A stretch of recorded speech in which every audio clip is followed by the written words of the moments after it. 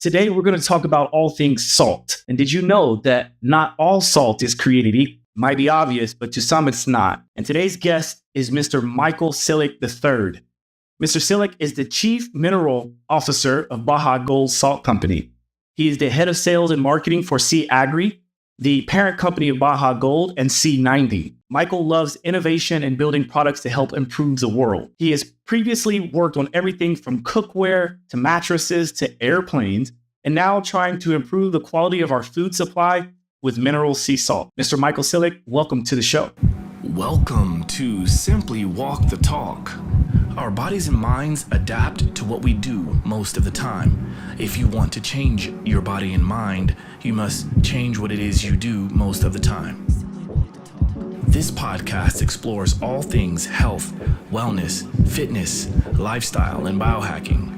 Stay tuned as we explore various thoughts, methods, and experiences from a multitude of conversations between our interesting guests and experts through many fields of work. Sit back, relax, and enjoy the show.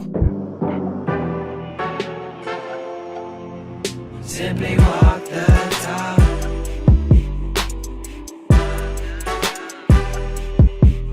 Simply walk the talk.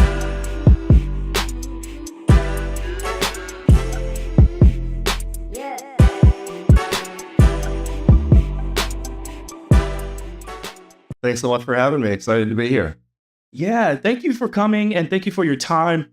You know, as we started talking before recording today, I was describing to you like how I even came across Baja Salt Company. And I think I mentioned that there was some kind of email or newsletter that I came across, which obviously shows that online marketing is very valuable, right? Because here we are now speaking about it. And Thanks.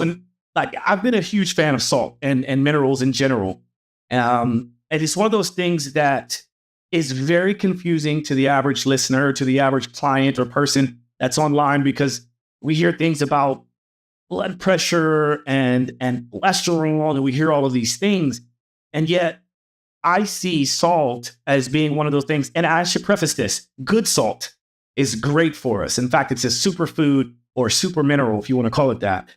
However, the refined salts and the poor lifestyles and poor diet, that's where we can get into trouble. It's just like talking about quality meat versus quality vegetables versus quality water, right? And so there's a spectrum on all of this. And I wanted to bring you on today because I feel like you can provide some insight and hopefully you can educate some of the people on this show by letting them know that salt is not bad for you if you do it right. So I'd like to start there.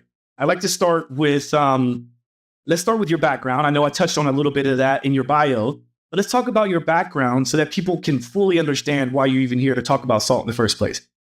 Thanks. Yeah. So like you had mentioned up front, thank you for that introduction. Love working on new products or bringing product improvements to the world to help improve people's lives. And have always kind of touched on health and wellness products throughout my career.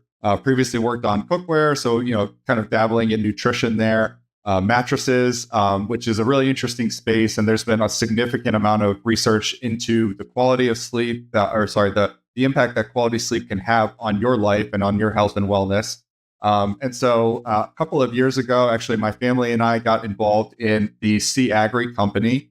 And Sea Agri has, like you mentioned, Baja Gold Salt Company and C90 Ocean Minerals, which is our agriculture brand of products. And we are focused on improving the reputation of salt within the world and helping to educate people on how salt is different. Like you mentioned, I think you put it perfectly. There is a spectrum of different types of salt, and we can walk the listeners through that today. And we truly believe that our products can help improve the quality of our food supply and can help improve the health and wellness of people and in their diets, in their athletic performance, and in their mental performance as well. And so I'm thrilled to have the opportunity to be working on these products. Been an incredible journey over the last 4 years, truly an international journey where we are building partnerships and collaborations across countries, across different continents. And it's just been an absolute blessing. And we're super psyched about it. And we think we're just at the beginning of this big mountain that we're trying to climb. Beautiful. beautifully put. The mountain of salt, right? Yes, sir. Yeah. You know, when you touched on the mattresses piece and the sleeping piece, like I think the average person might think, yeah, but like, what does that have to do with what you're doing now? And to your point, sleep is very, very important. In fact, in my book that I wrote called The Awareness Shift, the second pillar, which is I feel like one of the most important pillars, is quality rest, which includes sleep. And then I obviously started thinking about like this idea especially when you mentioned like the mountain, right? The mountain of salt, this idea of better breathing through salt and how that can help. You know, I have these salt lamps in my apartment, and I use this it's called like a neti pot, but it's called pocket neti. And the pocket neti has salt inside of it with essential oils, and you just put it up to your nose and you breathe that in. And so there's so many applications for salt beyond just consuming it, right? So that's where I would like to kind of get your expertise so that we can really start to pave the pathway for people to start understanding that we should be using more, not necessarily less. So can you touch on that? Let's maybe open up this conversation at the point in which most people come to you with questions. Like, what kind of questions are you getting, and what are your responses? Thanks. I think maybe it's interesting to start kind of at the beginning and start talking about the role of salt within our civilization. You mentioned there's so many uses for it, and people have discovered those uses over centuries. And salt, when you go back many, many millennia, it's such a critical part of how human civilization traveled the world, kind of went to different lands and settled in different areas. Salt, the word salt has Latin roots in the word for salary, and salarium was actually the Latin word for salary. And so you can see that kind of prefix with sal there. And salt was just an incredibly important thing because it not only had these incredible benefits to people, but it was also very rare at the time. And so you combine those two things together, and that's, something that is of incredible importance to a civilization and a society. That's where the phrase "to be worth your salt" comes from. Yeah. Yes, absolutely. Yeah, absolutely. So, yeah. So you got to go back many, many centuries. And if you can imagine, all of the salt back then is actually what we would classify as a good unrefined sea salt. And at the time, without electricity, without other readily available ice, for example, salt was used as a preservative for food. And so as people were traveling the globe, trying to bring food along with them, salt was an incredibly important part of their culture and of society. And it was really interesting because at the time, salt was never demonized, if you will. It was just something that was so critical to supporting health and wellness, supporting travel, and just supporting the growth of civilization. People actually fought wars over salt. The French Revolution, there was a salt tax that was placed on the population, and it led to the French Revolution. So it was a very, very important, meaningful part of people's lives.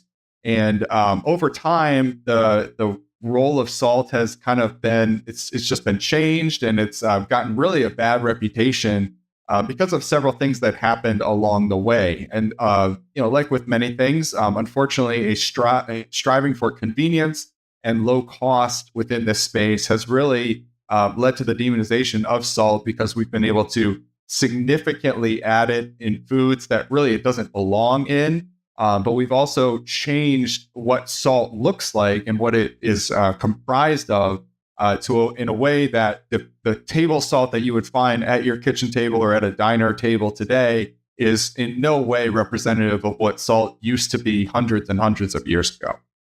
Well said. Absolutely well said. Yeah, because it's like, obviously, like I explained earlier, and like you touched on as well, is like, not all salt is created equal. And so that should bring up this question of, okay, well, what has changed? And that brings me to the next point, at least in coming in contact with Baja Gold salt companies, because I noticed that in the marketing, this salt comes from Mexico or the Aztec regions, right? And if I'm being completely honest, when I first saw that, I had pause, because I was like, well, wait a minute. Isn't the water in Mexico like not healthy for us to drink. So then obviously, like, I wanted to ask you about that. Like, is there a certain like process, or did you guys find a certain region that was completely unrefined? Like, what is the process there? Yeah, it's a great question. And so it's important to distinguish between our source of ocean water and other water sources within Mexico. So what I can assure the audience is that we use exclusively ocean water from the Sea of Cortez. The Sea of Cortez is also sometimes called the Gulf of California. So this is an incredibly pristine and pure body of water that's on the western part of the North American hemisphere. So I always point this out because it's important. It's not the Gulf of Mexico. That is not what we're talking about here, with various oil rigs and various other things that you can kind of do your own research on.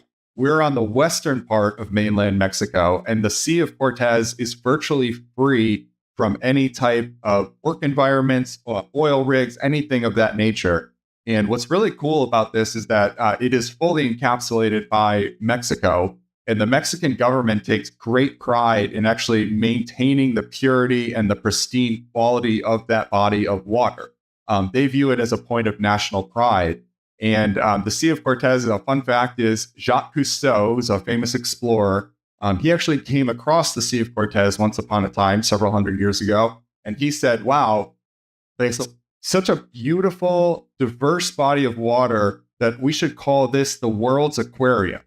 And people said, what do you mean by that? He said, I found more unique marine life here than anywhere else in the world. It was almost like the Galapagos Islands, but the water version of that. So if you're in the Sea of Cortez, you will see such an incredible array of marine life. You'll see all types of whales and sharks and fish and other marine life that you won't see in normal kind of ocean body water, if you will. So we source our water exclusively from the Sea of Cortez. And I shouldn't really use the word source. We allow Sea of Cortez to flood into retention ponds, and we let the sun dehydrate that ocean water. And that is all that we do. There is no pumping, there's no drying, there's no processing, there's no additives. It is exclusively taking this incredibly pure body of water, dehydrating it with just the sun, and then bagging it as Baja Gold Sea Salt. It's amazing. And I'm not just saying this because I have you on the show. I think one of the other things that prompted me to bring you on today is because while I was in Toronto, like not too long ago, I decided to do some content because I love showing people a little bit of like what I do behind the scenes. And I found myself making a bone broth like I typically like to do, especially when it's cold out. So I was making a bone broth, and what's interesting is that the bone broths of today, especially the powdered versions, they tout low sodium, which might make the average person think, well, we should stay away from salt. But here I am putting in the salt drops, right? Because it's different, right? The low sodium should make people think like this is actually low in refined salts. But then when you can re-add in salts, it's kind of like taking reverse osmosis water. More and more people today know that if you want to have the healthiest water, you need to remineralize that, right? And the remineralization usually comes from salt, good quality salt. So I wanted to point that out. In fact, Gordon, I sent the link to that Instagram reel that I created just in case people didn't get a chance to see it. But I think it's kind of fun. One, because I literally did burn my tongue when I was drinking it because I forgot that it was like piping hot water. But it adds such a nice flavor to your foods or to whatever you're putting it in. Here's the reel here. So here I am pouring it, stirring it. So I wasn't faking that there. That was really too hot. And I put some cold water into it. But, in the description there, I talk about the importance of having bone broth. I like to talk about intermittent fasting, and I use that as a big part of my day. However, we should know that if we are sweating, we're working out, we're doing the sauna, we're doing the things we're supposed to be doing from a physical perspective, then where are we getting minerals? Especially if we're reducing the amount of intake, then where are we getting our minerals? And so if you're not taking like Shilajit or you're not taking proper supplements, then you can start as simple as putting a couple drops under your tongue in the morning when you wake up. And that's what I do. I do that, and then I add it to, my foods. So maybe you can touch on that and maybe even talk about like the difference in your salt versus the other salt. Because I know you have a page we can pull up here, but I want to kind of dive into that so people understand that there is a difference. Absolutely. So at the beginning, you had mentioned kind of what's the first question that people usually ask you. And it's usually that it's how is your salt different? What is it about this that is different from what I'm used to using for salt for the first 20, 30, 40 years of my life, right? So you also mentioned this idea of a spectrum of different salts. So let's lay that out for the listener if we can. So I'm going to start with what I would consider poor quality salts. So on the poor quality salt spectrum, you're going to have what I would call refined table salt. You can see on the website there's a brand name. I won't mention that, but there's, your classic, round cylinder table salt.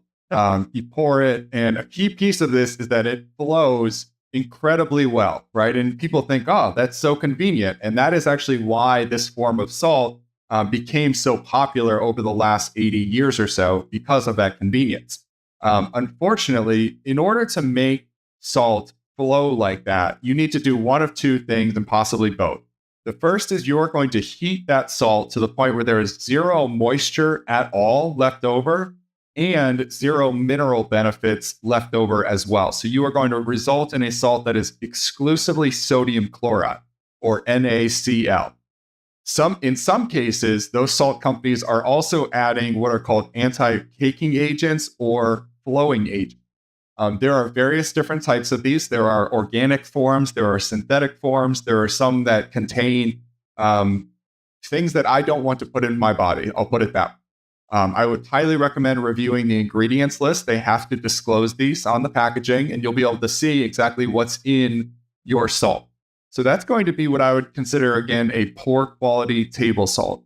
When you hear about reducing your sodium intake, largely that is what people are referring to. Physicians are going to say, hey, reduce your pure sodium chloride intake, reduce that pure white flowing table salt, because it has such a little, essentially negative impact and such low positive impacts in any way, because it's not tied to other minerals and trace elements. Now, the second type of salt that I would consider kind of a yellow form of salt, if you will, it's kind of in the middle there, right? It's going to be an earth salt or a rock salt.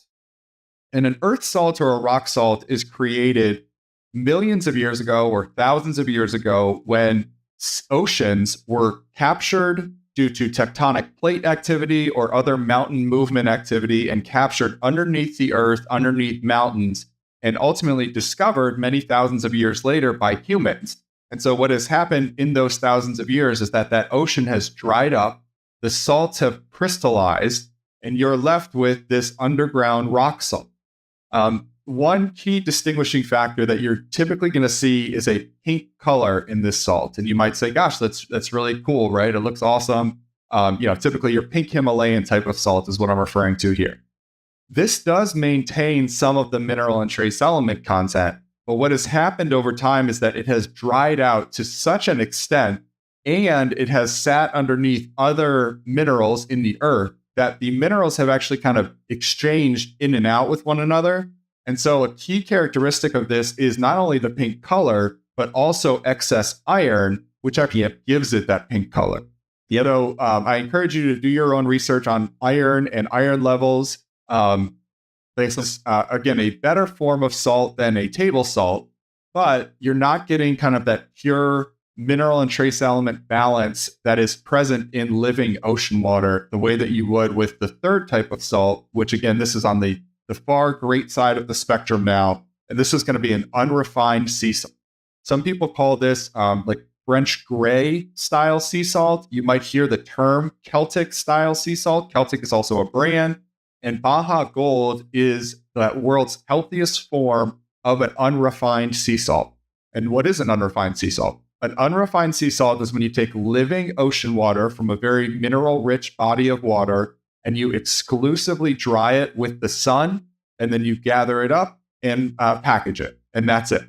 And so you want to make sure that you are not exposing it to excessive heat. You're not putting it into a kiln for drying. You're not doing any synthetic chemical removing of minerals and trace elements. And the minerals and trace elements remain in the balance and in the proportions that you would find them in the ocean. So you go from down the spectrum here, you're going to have a lot of bright white salts. You're going to have your pink salts. And then you're going to have more of like a gray beige colored salt like Baja Gold. And on this, on the far side here, you're going to have lower sodium chloride, which Gordon has pulled up on the screen here. And then corresponding to that, you also have higher mineral and trace element content. So Baja Gold, we believe, is the world's healthiest sea salt because of these two factors. Number one, you're able to reduce your sodium intake, even if you ingest the same amount in grams, if you will, of salt every day. If you go from a table salt to a Baja Gold salt, you're going to reduce the amount of sodium chloride you take in by anywhere from 15 to 25%. And you're also now taking in valuable minerals and trace elements, all of which are going to be higher than any other salt on the market there. And Gordon, if you scroll down, there's another table at the bottom that the viewer and the listener would be able to actually see various different branded salts and the comparisons of their magnesium, potassium, calcium, and then all other minerals and trace elements are also on our website there. So it's huge. Yes, sir. Yep. Yeah, that's huge. For those who are only listening, like definitely mark this moment, because what we've pulled up, or you can just go to the website, which we'll list in the show notes. But what Michael has pointed out here is pretty profound, because we've discussed here on the show this relationship between sodium and potassium, and it's very important. So if a person just blanketly says, reduce your salt intake, that is going to have an effect on your potassium, which is then going to have an effect on your the sodium potassium ion exchange, right? That pump that is important in the process of performance, right? And so I used to deal a lot with cramping, and the very classic piece of advice from anyone really that has a brain would tell you, take in more bananas, right? Because it has potassium. But it's not quite that easy, because there has to be other things to allow that to be complete.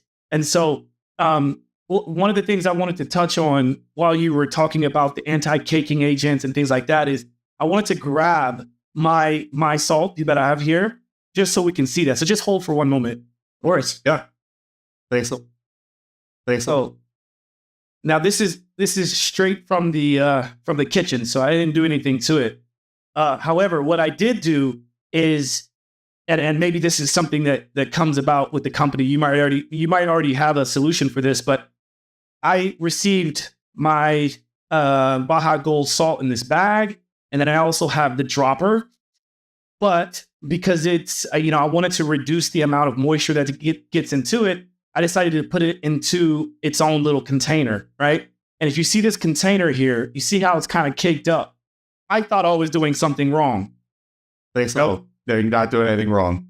I'm not doing anything wrong. And so I'm glad you pointed that out, because, I find myself opening this up, shaking it onto my food, and then having to hit the top. But that just goes to show that this is a very healthy salt, because there's no preservatives or anti-caking agents in there. So I can be proud and happy that this is what I'm getting, So this is exclusively what I use now. So thank you for sharing that. Thanks. No, absolutely. And we do have a lot of our first-time customers that write in and say, it seems like it's a little moist, it's a little damp, doesn't necessarily work in a salt shaker like I'm used to. And it's important to point that out. It is going to have a little bit more moisture than a traditional off-the-shelf table salt. But the moisture is where the mineral magic is. You need to have that dampness in there. When you create table salt, you subject it to kiln drying that can be 500 to 1,000 degrees, or they process it through like a vacuum evaporation process. All of these things that are highly unnatural. The highest temperature that Baja Gold is exposed to is in the Baja region. It can get up to maybe 120 during the summer. And so you are going to have a little bit of that moisture. But again, we believe very strongly that the ocean is a source of vitality and it's a source of life, and there's life in that ocean water. And you can't kill all of that life off just for the sake of convenience. You want to preserve that life and bring that electricity into your body through the form of Baja Gold Salt. And maybe I can add in with the fact that the sun is sort of doing the drying, means that you're getting all the beneficial rays from the sun, just like we should be getting from our plants, and just like we should be getting from the animals that eat those plants that we then consume, right? So it's like this vitality piece is circular if we allow it to be.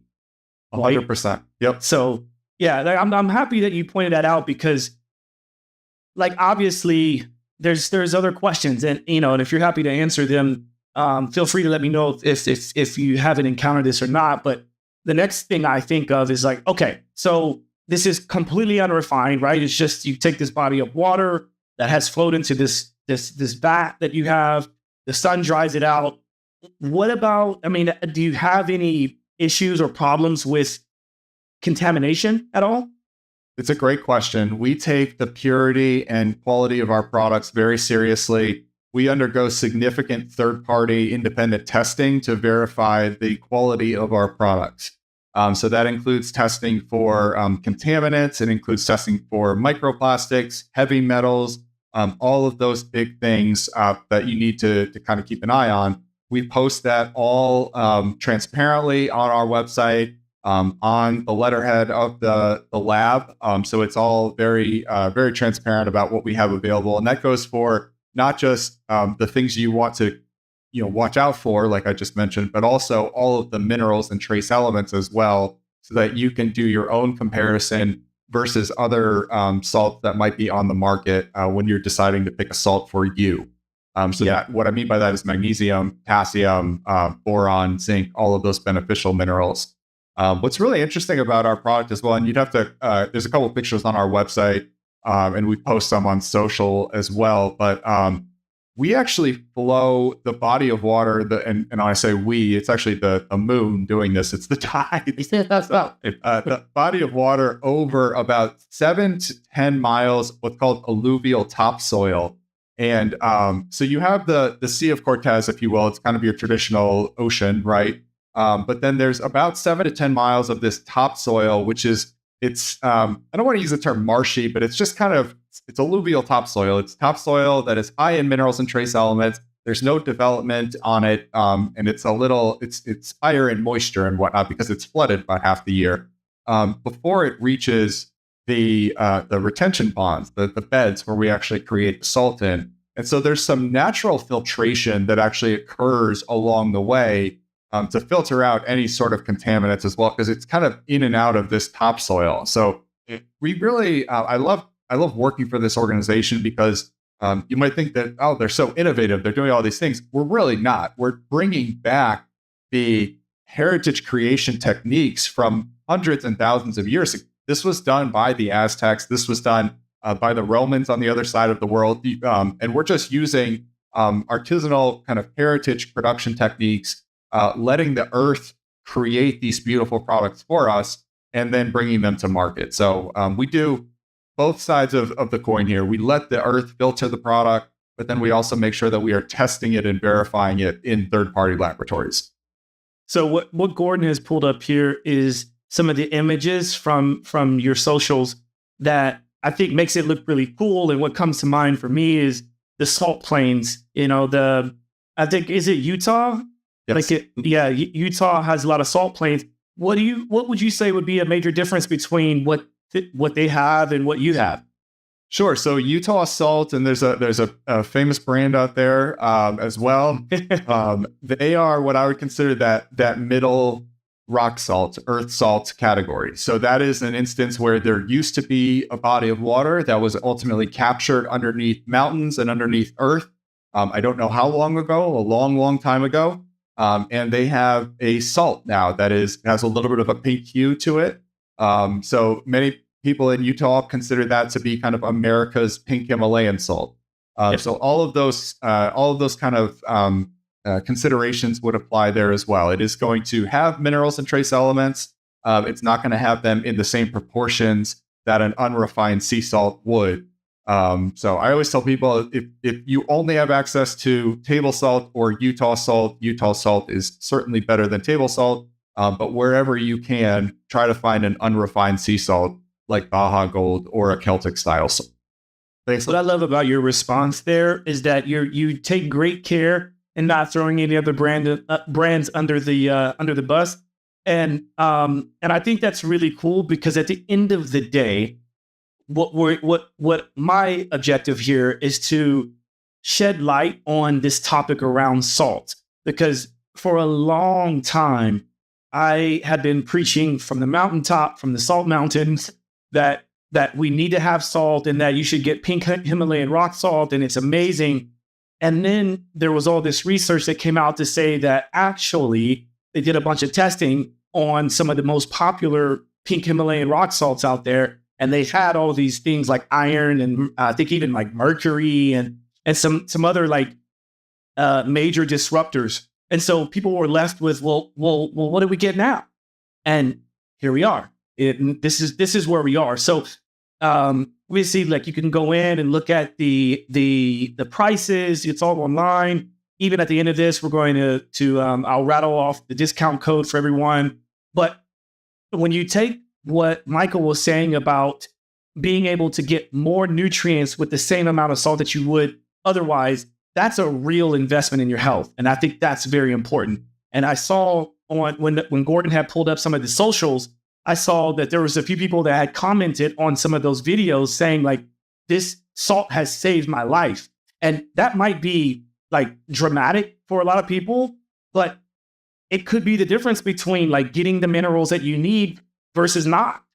And so, like, I just think this is worth diving into. Like you pointed out earlier, do your own research, go in and figure out what's what, and just give it a shot, because this stuff, it tastes really good. And like, what I like about it is that it doesn't taste too salty, if that even makes sense. No, and we hear that a lot because it is lower in sodium chloride. Sodium chloride is typically like an acidic taste. It's kind of hard to describe, but you know it when you taste it. That added magnesium and potassium, that actually brings out different flavor receptors. And so it does taste different. Yeah. You're used to just eating table salt. The other thing we hear a lot is I actually need less on a net basis than I typically would salt my food with. So, that's again, two-pronged approach to health and wellness. You're reducing your sodium chloride because you're actually using a 75% sodium chloride product, and you might actually use maybe 75 to 80% of what you used to use. So all of these things can kind of compound. I just want to touch on earlier what you were mentioning, kind of the importance of how this can really turn around someone's life, if you will, and have a real impact on their health. We're very grateful to hear comments like that. It's really, it is moving in some cases. And we're very mindful of that, of the role that we can play in that. And to those who kind of say, well, it's just salt, how can it kind of play that much of a difference, if you will? Because you'll look at the quantities and kind of, okay, it's only this much magnesium per day. How much could that really make a difference? I think salt can be one of those building blocks to your day that really starts to just kind of turn around your entire health and wellness journey. And so if in the morning you're taking the extra 3 minutes to take a little bit of salt, put it in your water, and have a glass of water before you jump into the coffee or jump into whatever it else is that you need to do, it just gives you that base and that foundation to say, okay, I'm investing in myself. The rest of the day is going to go better. And, there's the actual physical impact, and then there's the mental impact of these things. And you bundle those two together, and that's how you make real change. Yeah, I think it's quite freeing as well, because when a person is told from their doctor that their blood pressure is too high, you got to get off salt, life all of a sudden becomes bland, very boring. And so I can relate to the person that might. I have some clients that I've worked with that have been told this very thing. So I in fact, I'm going to be sharing this episode with said client. And I was working with this client trying to find all of the alternatives that are out there. But why have an alternative when you have something that is completely natural, that is giving you what your body needs? Because at the end of the day, we are made up of water, right? Like Yep. like sodium and a few other things, right? And like you mentioned earlier about someone saying, well, yeah, but come on, guys, this is just salt. Well, that's just like saying water is just water. Yep. Well said. Yeah. Right? It's so this is why we're here. This is why we're talking. This is why I think this makes sense. So I'm very, very appreciative of it. And I would like to know if you have any other cases in which someone can maybe change their health, or maybe some other like testimonials or explanations to kind of take somebody over the fence here. So one thing you mentioned earlier was more and more people are paying attention to their water supply, and they are looking at internal water purification, in-home water purification, whether that's RO water or various other filtration processes. As you mentioned, when you strip everything out of water, it does not then really hydrate you, or of course not remineralize you, because there's no minerals left in it. So we certainly understand that you may need to strip out the minerals because of whatever the source of the water is. No questions at all there. But when you look for a solution to put the healthy minerals back into your water, Baja Gold is a great option for it. So you're able to add just a small amount, will bring the mineral level of that water back up to what you need for proper hydration. The water is going to taste a lot better. And because Baja Gold was base water, and 6 months ago at the most, it actually goes into solution right away, and it's much more bioavailable for your digestive system. So that's a great option there. We've heard from a lot of people around, Baja Gold helps with their POTS syndrome. It helps with various other health concerns, heart concerns. It is just an incredible substitute for table salt that really does not take that much effort at all to do. And it can help you on your journey moving forward. In the performance space, another area where you can use Baja Gold is as a natural Gatorade replacement. So I'm not supposed to be using brand. Sorry, but this is the natural Gatorade. So I love telling the story. Actually, you have to use the name because original Gatorade, came from the University of Florida, right? The athletic training staff down there, Gatorade. And they used to just use a little bit of sea salt, water, and lemon juice. And they found that really remineralized, rehydrated their players better than just water alone. And that's because of those electrolytes, because of those minerals and trace elements. So if you want to help recreate a natural Gatorade formula, you can actually just take Baja Gold and water and a little bit of lemon juice if you'd like for flavor. And that's going to give you that performance boost, whether you're pre-gym, in the gym, or after a workout. So that's another great option for you. So a couple things. One, for those who aren't familiar with POTS syndrome, that is the postural orthostatic tachycardia syndrome. It's a condition that causes your heart to beat faster than normal. And so people who are dealing with that would know what that is off the bat, just you mentioning that. But another thing that I like to say, and again, we haven't discussed this, so I don't know what your thoughts are on this, but what I have in here in this bottle that I'm holding up is my RO water, so that's stripped, and then I add in this solution. It's basically sodium bicarbonate, but it has a few other things in it. And then I hit it with the soda stream. So it's basically like a magnesium bicarbonate. That's what I'm creating. Yep. And then I add in the ocean minerals from Baja Gold. So for me, this is what I feel like is the ultimate like hydration drink. And before I discovered your products with Baja Gold Salt Company, I had been using, and I still do have it every once in a while, the Quinton. Are you familiar with the Quinton? I am, yeah. So, and Quinton, the either the glass ampules or they came out with those little travel packs. It is great. I mean, a lot of their studies show that it's one of the closest things to our blood plasma, which is amazing. It's incredible. However, I'm not so big on the plastic that it comes in when you're using the travel packs. And then, quite frankly, the glass ampules get a little bit annoying after a while. I've cut my finger several times doing that. And so I'm happy that you have this dropper bottle in a glass container that is very easy. A couple drops under the tongue, couple drops in water, and it's apparently as good, if not better, right? And now that I'm talking to you, I clearly realize it's better. Yeah. So we're familiar with them. They have a good product as well. Some of the same challenges that you mentioned for sure. But yeah, no, absolutely. And Renee Quinton is the scientist, like us. That's named after. I heard a story, and I'll say this. Fact check me if I'm not correct on it. I heard a story, and this goes back to Renee and Dr. Murray and kind of this period in the 1900s of water research and whatnot.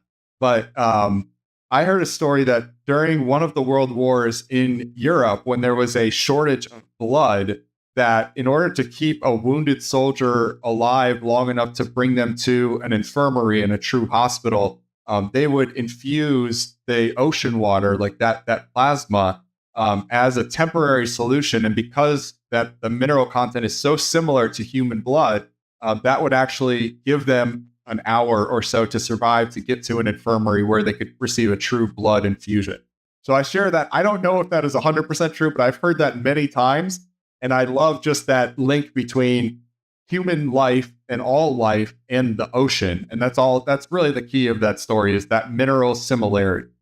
I'm so happy you brought that up, because I was the crazy one always spouting out this quote unquote research from what I heard from the Quinton folks, which is, and so maybe this preceded what you're talking about, but apparently, and again, you can fact check me and fact check Michael on this, but apparently some of the studies were done on dogs first. Okay. And that they were able to get dogs to survive like extended periods of time by doing what you just mentioned, which is replacing the blood with this Quinton, these ocean minerals, because it was so similar to the blood plasma. And I'm like, sign me up. It works for me. You know what I mean? It makes sense to me. You know, when I was in college, I've done so many types of odd jobs in the world, but a period of time, me and a buddy of mine who's also named Josh, one of my best friends, we used to give plasma as like side money. And it was the first time that I understood, talk about like being worth your salt, right? Like, are you worth your plasma? Well, I was, and I could quantify that exactly how much it was worth for me.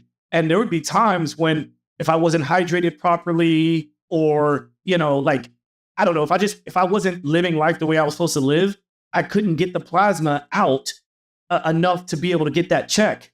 And can you imagine like what that would do to me? Like, you know, I don't want to sit here for 2 hours and not get all the plasma out, and then they have to return the blood after that. And if that meant like not getting the check, that meant not being able to get the things I want, right? And so that was my first understanding of like plasma and how important plasma is, because you can see it in a centrifuge. You can see it being spun, the blood being spun so aggressively that the blood and the plasma actually separate. And they would take the plasma, they would take the blood and then give you back the plasma, I think is how it worked, right? Something like that. I don't quite remember. Maybe they gave it all back to me, but so here we go. Gordon pulled it up. Give it a go, Gordon. So it says during World War II in the South Pacific, doctors did use coconut water as a substitute for blood plasma when supplies were low. Coconut water is sterile and has a similar electrolyte balance to human blood, making it a temporary solution for rehydration and electrolyte replenishment. However, it is important to note that coconut water is not a replacement for actual blood plasma and should only be used in emergency situations when no other options are available. So, doesn't quite mention the ocean minerals, but you know, it's similar, and I can see how it might. Yeah. Thank you, Gordon. No, it's pretty interesting stuff, though. Yeah. Okay, so before we start wrapping up, I would love to give you the opportunity to talk about anything else that is just burning you right now that you wanted to come on here and make sure that the listeners and the viewers hear about.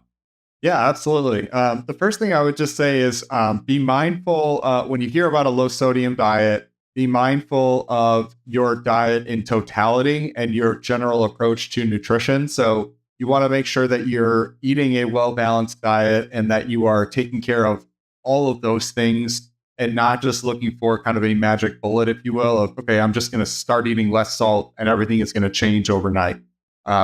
eating salt is a key part of the diet. It is the electricity, the energy of the body. If you stopped eating salt completely, you would perish. That would not work for you. So it's important to think about these things in a holistic, kind of comprehensive sense. The second thing I would say, and this ties into nutrition and food supply overall, is there's actually a second company that we work for, and that company is actually arguably a more important company. And so I'd love to talk about that for a couple minutes, if that's okay. Sure. So Baja Gold was actually invented or discovered, if you will, because of this other company, which is called C90, and that's SEA-90.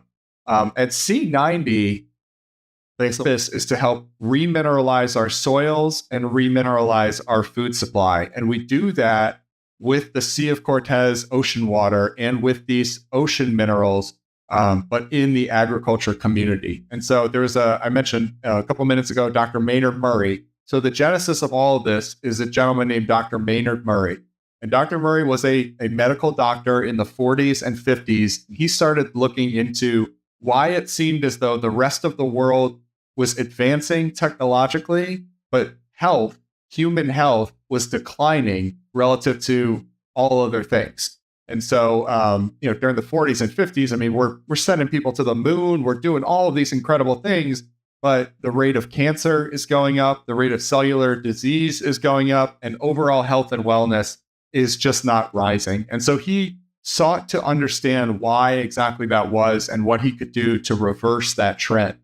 And after doing a lot of research, Dr. Murray discovered that the nutrient density, which is how healthy our food supply is, was decreasing pretty significantly relative to what it was 40 or 50 years ago.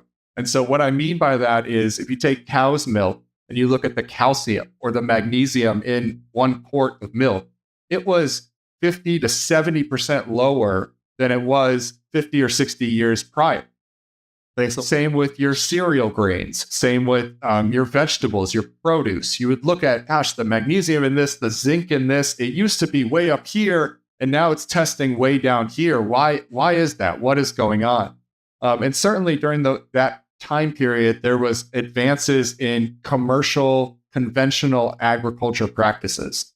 So you might have heard about the proliferation of synthetic fertilizers, the idea of monocropping, which is planting one crop over and over and over again, significant tillage, which is the disruption of soil. All of these things led to not only what Dr. Murray was seeing, but also major historical events like the Dust Bowl, where the earth kind of says, hey, enough. This is ridiculous. I'm taking my dirt and I'm going home, right? Yeah. Not to trivialize it, but that's what was going on. And so Dr. Murray said, all right, all of this is going on. There's got to be a solution to this. And at the same time, he also found, along with Renee Quinton and others, that the ocean was this incredible source of minerals and trace elements. Certainly for many, many years, it has the term salt water. Many people just think it's just sodium chloride and water, and that couldn't be further from the truth. Ocean water is truly a natural miracle. It has all of the minerals and trace elements on the periodic table in perfect balance in ocean water. And so Dr. Murray said, okay, it seems as though we might actually be moving minerals from our lands. How can we use the ocean to put those minerals back into our soils and back into our food supply? And so he did some research, and all of this is on C90.com. But he started by actually just using ocean water itself. And as anyone in logistics understands, he quickly figured out that shipping water is incredibly expensive and time consuming. And so he said, how can I concentrate this water down into something that's shippable into the Great Plains and into the Midwest so that we can use this product everywhere? And that's what led him to using ocean water from the Sea of Cortez and using these same salt flats that we actually use today. And so Dr. Murray and our founder, Robert Kane, they discovered all of this ultimately in the 70s and 80s and started using sea solids or ocean minerals in agriculture. And what they were able to do was reverse some of these worrying trends in nutrient density. And corresponding to that, they also started to improve the fertility and the productivity of soil. basically everything I'm mentioning here is like an hour conversation on its own, I know, but he took all of these minerals and trace elements, put them back into our food supply, and over time you're able to improve the quality of that food, which then it also leads to better animal health quality, and then down the line, of course, ultimately human health is impacted as well. So C90, please take a look at that if you do any backyard gardening, or if you're a farmer yourself. It is an incredible alternative to synthetic fertilizers, to conventional agriculture practices. And we are part of a movement called regenerative agriculture. Yeah, a lot of people talk about sustainable agriculture.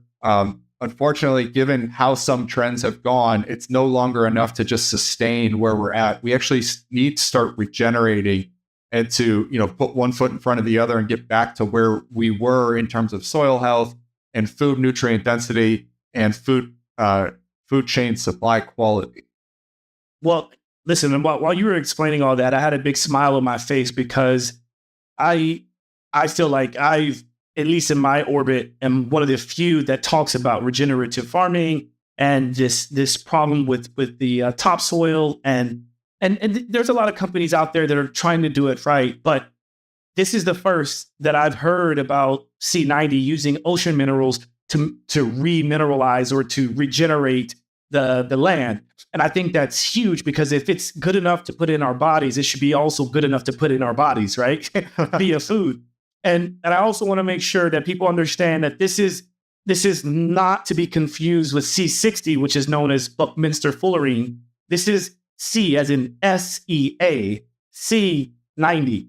Right. And so will put that in the link and Gordon had that pulled up in the website. But I think you guys are doing some major things with that. And maybe that's another podcast episode we can touch on in the future, because like you said, each of these topics could be its own episode, So I would love to see, like, do you guys have any before and after, or do you have any like images on the C90 website of like what you've done with some of the land? That would be really cool if you did.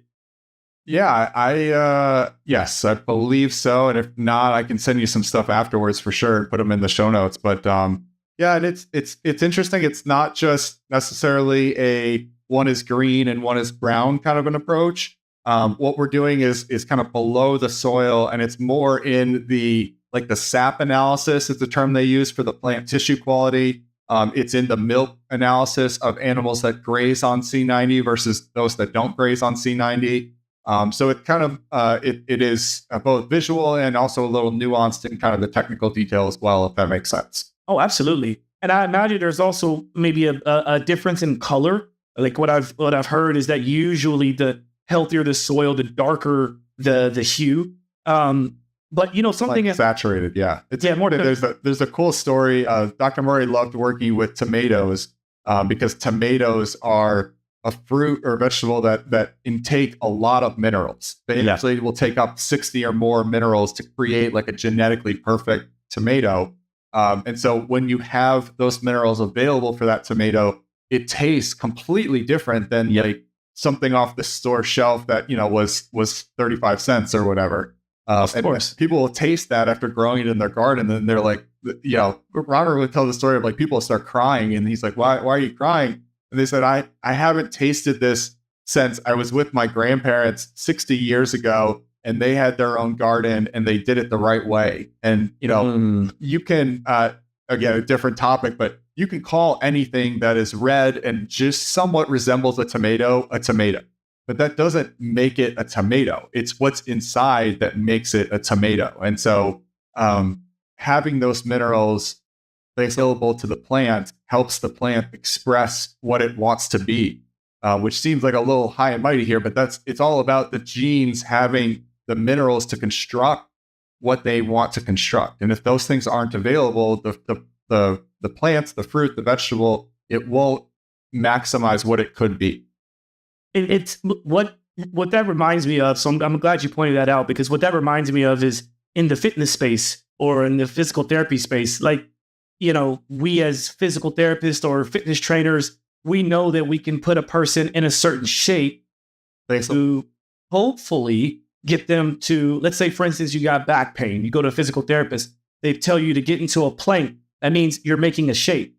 But just because you're making the shape doesn't mean that you're actually activating all the parts of the body that you need to activate, right? And so when you add in that level of awareness, just like you pointed out for the expression of a plant or expression of a person that's in front of you, that's when you're making the real changes, right? And the other thing that I think is a bit interesting that people don't realize is that, especially for all the vegans and vegetarians out there, this might be a trigger warning for anybody listening, but what I should say is that the information that's being put out today is still based on result from back in the day when the vegetables were healthier. Sure. Yep. Right? Well, so we got to be careful with that. We got to be really careful. I don't know what happened to my video. I made some kind of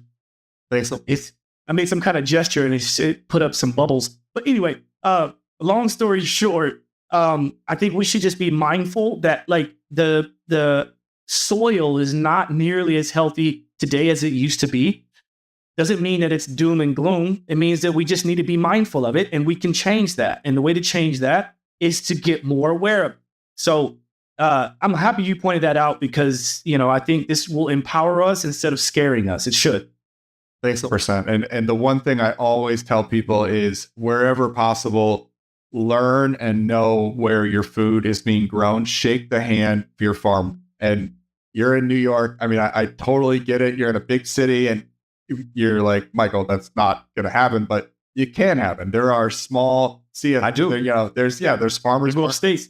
There you go. Yeah. And so to the extent you can, buying food from a farmer doesn't have to be in your mind the 50 acres in Iowa. Like there's like little farms of people doing it the right way all over the country.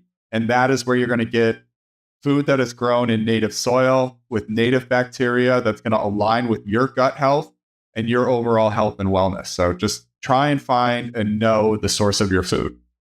And how about this? This is a kind of a wow for everybody listening and watching. But both Michael and I were born in Oklahoma, and talk about like having the ability to have amazing farmland, but they're screwing it up as well, right? And so like even before this conversation, it was a couple of years ago, I had set out, and I said had set out because there's been so many projects on my sort of platform right now that I've had to kind of hold off on this for a while. But I had this full sort of like business plan set to create a regenerative farm in my hometown of Chandler, Oklahoma. It's going to happen, but now knowing that you guys have the C90 might make that a little bit easier. So we'll have to definitely chat on that. And I know we're getting closer to the end here.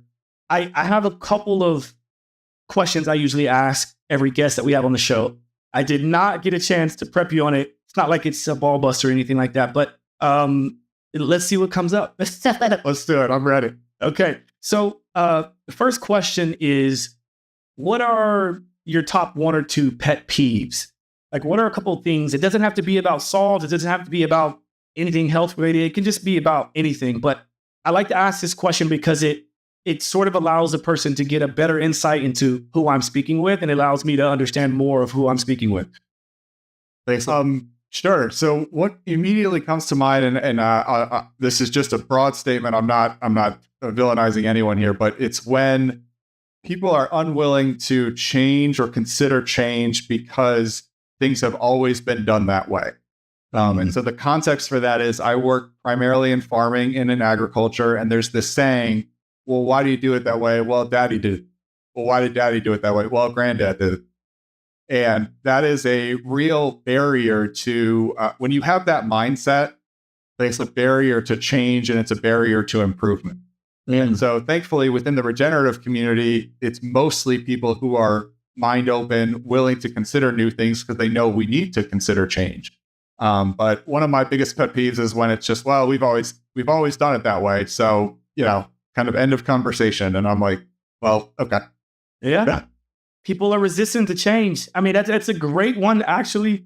We get a lot of funny ones. We get a lot of real ones, but that I couldn't agree with you more. Like it's to be honest with you, it's why I wrote my book. It's why I do what I do, is trying to allow people the journey of freeing themselves from certain thought patterns.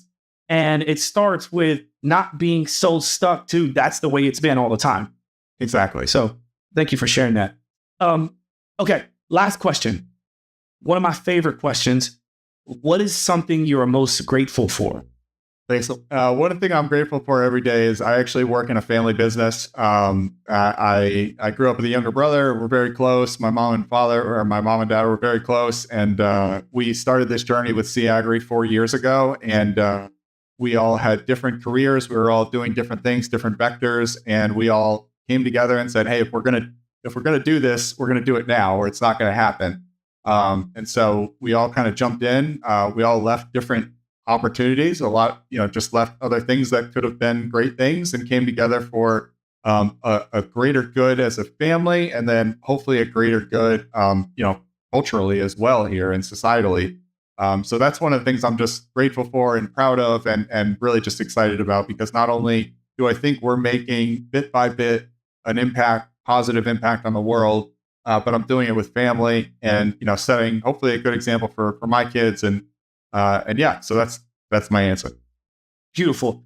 That one of the things before we go, and this just came to me right now, but I'm such a curious person, and I think that's why I'm where I am today, because I love just being curious and diving into a lot of cool new things.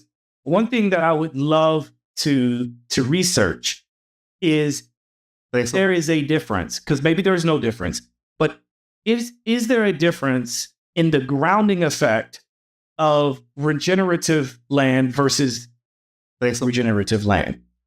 That's something to look into, because I consider myself a grounding expert. I'm doing a lot of consulting with different companies that do grounding. I do a lot of testing with multimeters and with various other testing tools. And I would love to see if there's a difference, because if we can see a difference in the quality and the nutrients that come out of said ground, then we should also be able to get a better activation of the grounding technique. Because one thing I can say is that I can tell you without a doubt, if a person is hydrated properly, they're going to usually get a good grounding effect quite easily with the tools that I have in my home. And I do this all the time. It's like a party trick. And I have people come over, I test them, and I'll put the test meter on myself. It lights up bright green. It's like the ultimate hydration and ultimate grounding effect. I put it on them, and the light is either weak or no light at all. And so sometimes what I'll do is I'll go, here's the ocean minerals, try this, let that sit for a while, and then let's see what happens. And it's like every time the light bulb comes on, and they're like, oh. So I'd love to see, maybe we can work on that project together and stay in touch on it. But it would be kind of interesting to see if there is a difference. Maybe not. Yeah, no, and I immediately go to my farmer brain, right? Is like cation exchange capacity and organic matter are two metrics. So cation exchange capacity is kind of like the electricity level in your soil. Organic matter is the amount of like carbon and just overall soil versus dirt that you kind of have. Both of those things go up significantly with regenerative practices. Both of those things are going to help with grounding. So I love it. I think we should research it and get some data on it, but it absolutely should happen. Let's do that. Like, I'm serious. Like, when we get off the call, make sure we have each other's information, because I think that's huge. And the things that I know that I can't quite talk about yet that are in the works, this is going to help, So let's do that. Okay. Last thing, could you explain to people that are watching and listening the best ways to keep in touch with yourself, with the company, with everything that's going on? Yeah, absolutely. So our two companies are Baja Gold Salt Co. and C90. So for Baja Gold, that's BAJA Gold Salt Co. You can find us online. You can find us on pretty much all of the socials. Baja Gold Salt Co. is the handle. We're available through Shopify. Josh has an awesome promo code that he'll share, and we're available in other places as well, but get it with Josh's code. And on C90, it is, like Josh mentioned, SEA-90. So we have solutions for large-scale farmers. We send out literal truckloads of salt every day, but we also have products for the backyard gardener and homestead. So even if you're just doing a couple of 4x4 raised beds, we have some small packages that'll help improve the mineral content of the fruits and vegetables you're growing. So check that out. And if you're looking for us on socials for C90, it is C90 without the D. Beautiful. And for those that are curious, I have a discount code JOSH10. So that's BajaGoldSaltCode.com/Josh10. So if you want to take advantage of a discount, also, if you reach out to these guys online, let them know that you heard this podcast. Maybe we have some special things that we can do for you. And just stay in touch. Understand that not all salt is created equal. There are solutions, and we hope to help you become more aware of your health through salt. So there we go. Mr. Michael Sileck III, thank you for your time. Very much appreciated. And I look forward to staying in touch. Thanks so much for having me on. Thanks.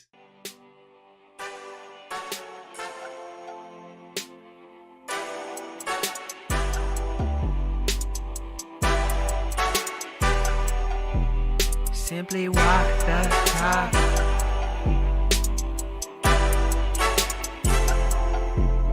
Walk the talk, talking facts. Move like me, but I move a little fast. Make my move, here to last. Fasten these seatbelts, I'm coming past. Take care of me, longevity. Hack my biology, better believe. Walking the talk, soul, mind, and body connected. Better come give us a listen.